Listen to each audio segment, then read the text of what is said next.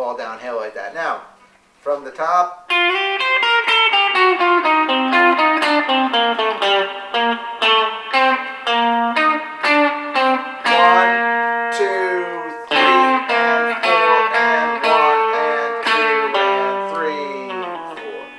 brings us to the hardest riff in the solo. It's out of your pentatonic box. In slow motion, it's not that hard.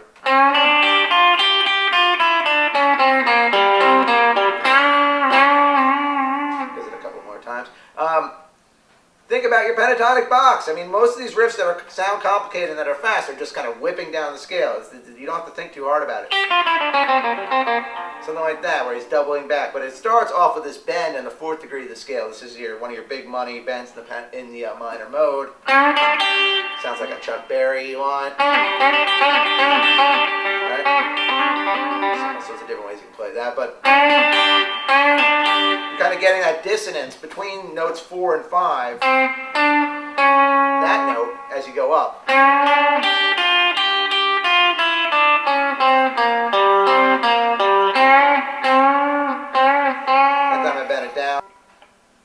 Get up to the 8th degree of the scale, get up to the tonic. From 8 or from 1. You gotta hit that note twice. You gotta go down and then come back up and hit the note twice, and then you begin the descent. So it's going up.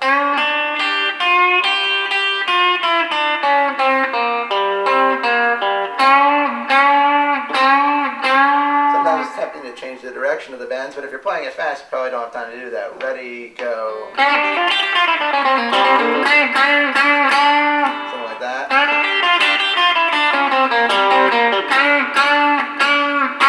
You can get really syncopated with it if you wish. It's pretty, just listen to it, the recording, and figure out how to play along with it. It's the same note 4 times. And then he slides that up. So now you're in like a different position of your pentatonic scale. And you're going to bend from this note, which is also the 4th degree of the scale. I don't think I did that right. What is it? Okay, that's what it is. It's 4 to 5. Full step bend, release it. Hit the note on degree 3 on B flat. And then back to G. B flat, C, G, 3, 4, 1. So it's rest and 1. And this part is going to be hard to play slow. Okay, 1.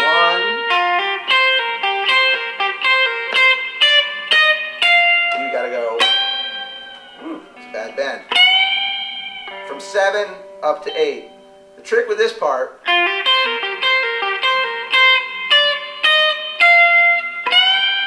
is to use the same finger. It should sound like a struggle to walk up that hill of notes. The same finger using the same finger, the ring finger maintains the tone. So, okay, and then he's got the big bend here on F to G, the 7th degree going to the 8th degree. That's a no-brainer, right? You're bending from here, and then you're bending from there, the same fret of the string below it. So, again, so from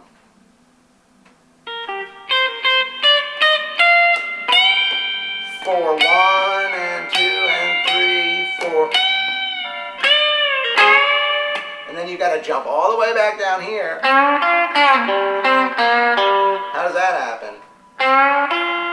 You just like a country bend. Alright, you hear that? So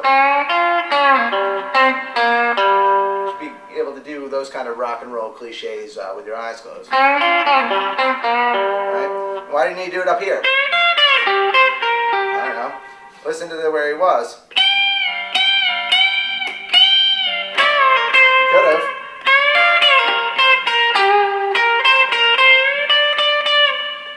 But he didn't, because by jumping down an octave, it kind of spices it up a little bit. Makes it it's a big deal when you jump around like this. It's more interesting for the listener. You're bending up from the 4th degree of the scale.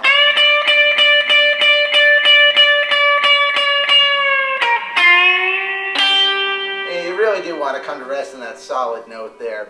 said that before. You bend from this 4th degree, obviously this is one of the coolest parts of the solo. It's bending from 4 to 5. It's a full step bend from C to D. There it is, there's my D. Right? But he's taking it down through the dissonant note at a very slow rate. So it's like a... The note is like melting, you know? I almost missed it that time, you know?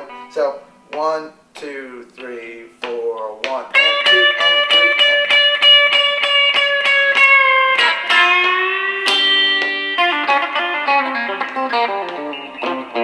That was extraneous.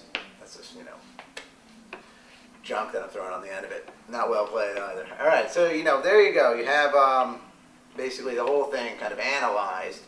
And you can, you know, go through it because it's definitely done slow enough where you can learn it riff by riff. All right. Thanks for watching. If you're interested, if you're in the New York area and you're interested in further guitar instruction, you can email me. And until then, have a good one.